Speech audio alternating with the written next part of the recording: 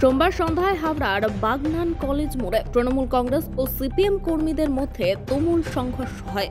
এই সংঘর্ষের ফলে দুই পক্ষের 11 জন জখম হয় বলে জানা গিয়েছে। সংঘর্ষে বিধায়ক অরুণাভ সেনের দেহরক্ষী রাজকুমার মাঝি গুরুতর জখম হয়ে বাগনানের একটি নার্সিং হোমে ভর্তি।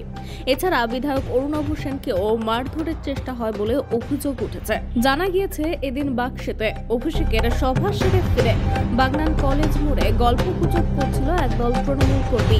হেতমপুর থেকে প্রচার করে ফিরে যান ভোট প্রার্থী আজাহার মল্লিক। এরপর হেতমপুরের সিপিএম কর্মীদের সঙ্গে কথা কাটাকাটি হয়। দুই পক্ষের মধ্যে অশান্তি শুরু হয়।